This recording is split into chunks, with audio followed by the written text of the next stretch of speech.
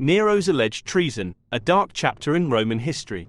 The reign of Nero, the last ruler of the Julio-Claudian dynasty, is marked by controversy, excess, and accusations of treasonous acts.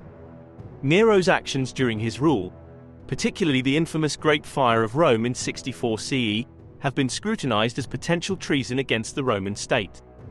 This essay delves into the alleged treasonous acts of Nero, the nuances of Roman legal proceedings, and the consequences that may have unfolded as a result.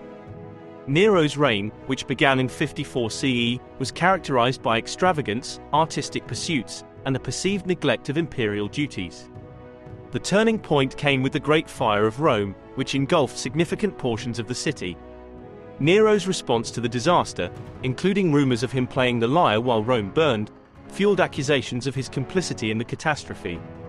Some ancient sources, notably the historian Tacitus, insinuate that Nero may have intentionally set the fire to clear space for his grandiose architectural projects. Accusations of treason against Nero were rooted in the belief that the emperor had violated the fundamental duty of a ruler to protect the well-being of the state and its citizens. The devastation caused by the fire, coupled with Nero's perceived indifference and possible role in its initiation, contributed to the widespread belief that he had betrayed the trust of the Roman people and the sacred duty of the emperor. In the Roman legal system, treason was a serious offense with severe consequences, often resulting in execution and damnatio memoriae, a condemnation of the individual's memory. However, the legal proceedings in cases of treason were not always straightforward. The political context, the power dynamics within the ruling class, and the emperor's control over the legal apparatus could significantly influence the outcome of such cases. The question of whether Nero was formally charged, tried, and found guilty of treason remains a subject of historical debate. Ancient sources provide varying accounts, and the lack of a comprehensive record obscures the details of any legal proceedings against the emperor. The Senate, a key institution in matters of treason, held considerable power, but its actions were often influenced by the political climate and the emperor's level of control. The eventual demise of Nero in 68 CE, marked by his suicide, precluded a formal legal reckoning for his actions.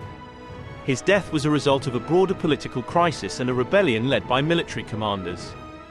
The absence of a trial or a clear legal verdict leaves Nero's alleged treasonous acts shrouded in historical ambiguity.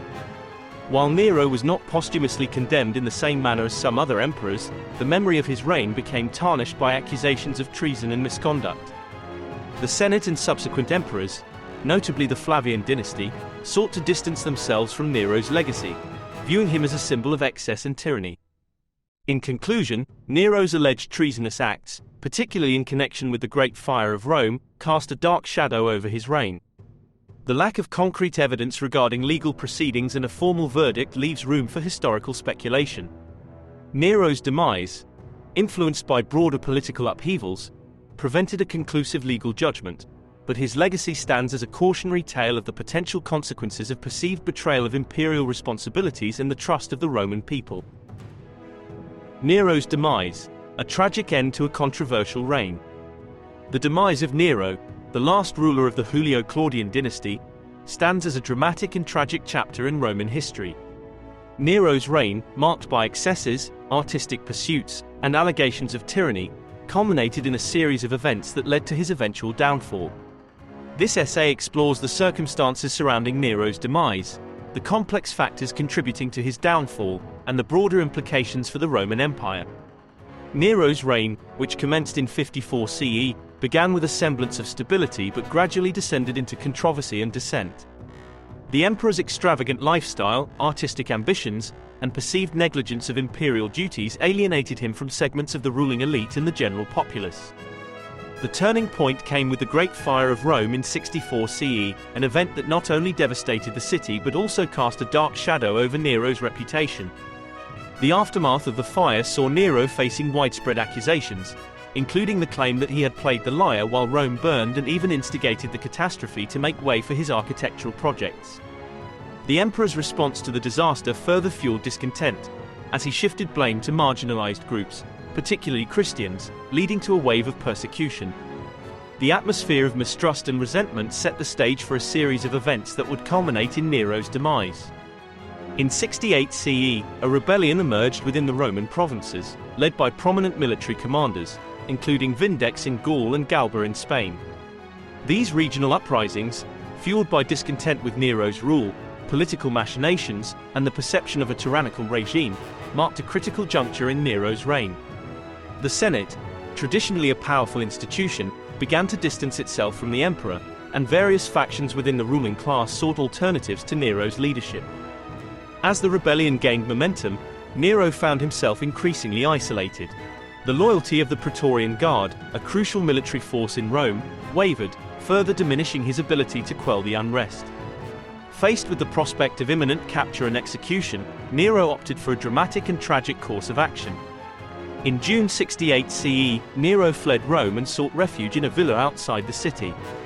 Faced with the reality of impending capture and the likelihood of a humiliating public execution, Nero chose to take his own life. The circumstances surrounding his death are a subject of historical speculation, with conflicting accounts suggesting that Nero either committed suicide or was assisted by a servant. The death of Nero marked the end of the Julio-Claudian dynasty and the beginning of a period of civil unrest known as the Year of the Four Emperors. Nero's demise, while a consequence of both internal strife and external rebellion, also reflected the complexities of power dynamics within the Roman political landscape. The absence of a clear successor and the fragmentation of military loyalties contributed to the political turmoil that followed. The demise of Nero had profound implications for the memory of his reign. The Senate, seeking to distance itself from the controversies of Nero's rule, decreed a damnatio memoriae, erasing his name from public monuments and records. The subsequent emperors of the Flavian dynasty sought to restore a semblance of order and legitimacy to the imperial office after the turbulence of Nero's reign. In conclusion, Nero's demise was a culmination of political intrigue, discontent, and internal strife that had defined his controversial rule. Faced with the prospect of capture and public humiliation, Nero chose a tragic end to his life. His death marked a pivotal moment in Roman history, leading to a period of uncertainty and transition that would shape the trajectory of the Roman Empire in the years to come. Nero's legacy, tarnished by allegations of tyranny and excess, became a cautionary tale of the potential consequences of unchecked power and the delicate balance required to maintain stability within the Roman political system.